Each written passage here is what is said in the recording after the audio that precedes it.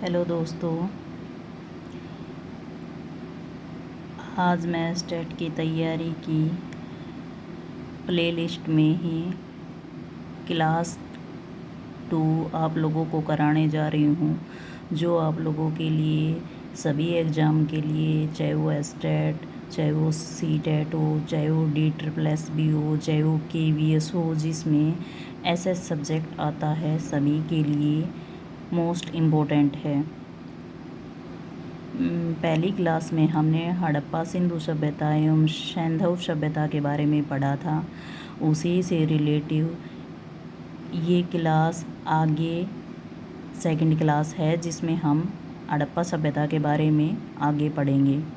आप लोगों को अगर मेरी वीडियो पसंद आती है तो प्लीज़ वीडियो को लाइक करें, शेयर करें और चैनल को सब्सक्राइब करें, जिससे आप लोगों के पास जल्द से जल्द जब भी मैं अगली वीडियो डालती हूँ आप लोगों के सब पास पहुँच सके और आप अपनी तैयारी सुचारू रूप से जारी रख सकें।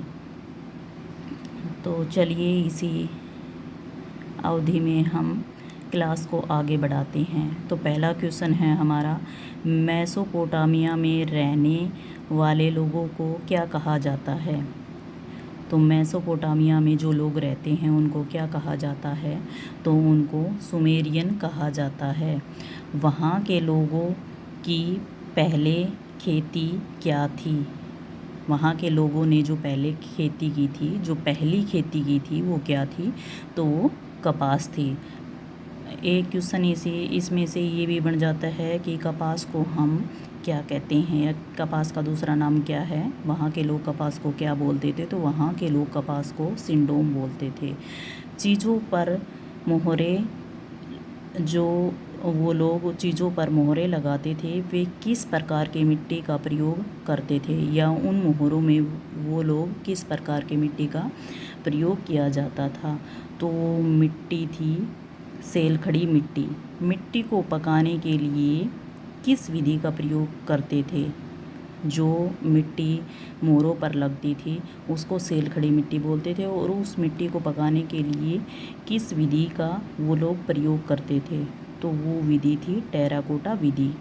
हड़प्पा संस्कृति किस आकार में फैली हुई थी? तो हड़प्पा जो संस्कृति थी वो त्रिभुजाकार में फैली हुई थी। किस आकार में फैली हुई थी? त्रिभुजाकार में फैली हुई थी। मोहरों पर किसका चित्र बना होता था? जो मोहरे बनाते थे उन पर जो चित्र बना होता था वो किसका चित्र बना होता था? तो इसका आंसर होगा एक सींग वाले गैंडे का। हड़प्पा के मिट्टी के बर्तनों पर किस रंग का प्रयोग किया जाता था?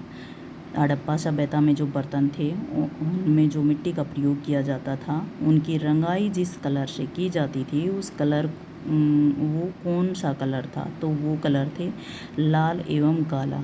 मोहनजोदड़ो स्थित है। अगला क्वेश्चन है हमारा, मोहनजोदड़ो स्थित है।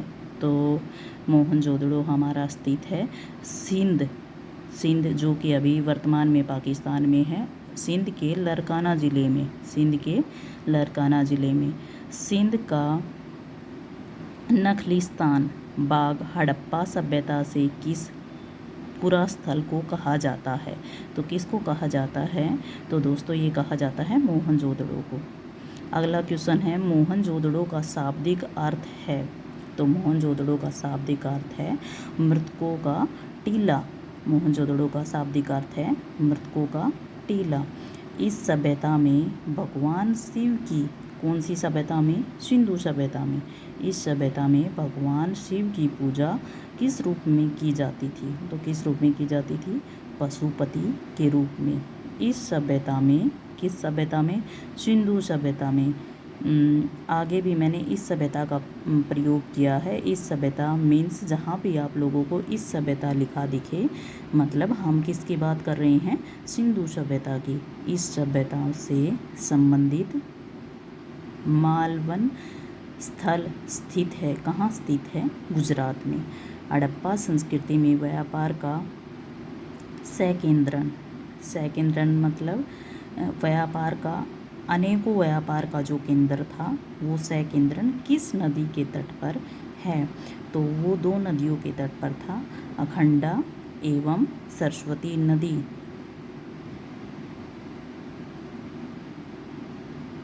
अखड़ा एवं सरस्वती नदी, दो नदियों के तट पर था। हड़प्पा संस्कृति में कौन सा लिपि सर्वाधिक साम्य रखती थी? कौन सी लिपि सबसे अधिक साम्य रखती थी? सर्वाधिक मतलब सबसे अधिक साम्य रखती थी, तो वो थी द्रविड़ लिपि। सिंधु सभ्यता का कौन सा स्थान भारत में स्थित है? सिंधु जो सभ्यता है उसका कौन सा स्थान भारत में स्थित है? सिंधु सभ्यता के अगला क्वेश्चन है, सिंधु सभ्यता के लोगों का मुख्य व्यवसाय, ये क्वेश्चन हमारा रह गया था। सिंधु सभ्यता का कौन सा भाग भारत में स्थित है? तो वो हमारा है लोथल। अगला क्वेश्चन है, सिंधु सभ्यता के लोगों का मुख्य व्यवसाय क्या था? तो वो है कृषि। वहाँ के लोगों का मुख्य आहार क्या था? मुख्य आहार मतलब जो वो खाते थे, तो वो क्या खाते थे? तो वो खाते थे गेहूँ। वहाँ के लोगों का धर्म मुख्यतः किस पर आधारित था? वहाँ के लोगों का धर्म था वो मातृ देवी की पूजा पर आधारित था। उस समय के घर किससे बनाए जाते थे? अगला क्वेश्चन है, उस समय के घर का किससे बनाए जाते थे? हड़प्पा सभ्यता में, जहाँ से हड़प्पा सभ्यता की शुरुआत हुई है, उस समय घर किसके बनते थे? तो उस समय भी दोस्तों घर किसके बनते थे? ईंट के बनते थे, ईंटों से घर बने होते थे। वहाँ उस समय यानी हड़प्पा सभ्यता के समय लिपि कैसी थी? तो वो लिपि जो थी वो पढ़ी नहीं गई थी, मतलब नहीं पढ़े जाने वाली थी। ये लोग नहीं जानते थे, किसको नहीं जानते थे? गाय को नहीं जानते थे। ये लोग किसको नहीं जानते थे? गाय को नहीं जानते थे। तो अगले सेशन में हड़प्पा सभ्यता की अगली क्लास में हम हड़प्पा सभ्यता को समाप्त करने की कोशिश करेंगे। तो ये वीडियो हमारी यहीं समाप्त होती है। अगर आपको वीडियो पसंद आती है तो वीडियो को लाइक करें, शेयर करें एंड सब्सक्राइब करें।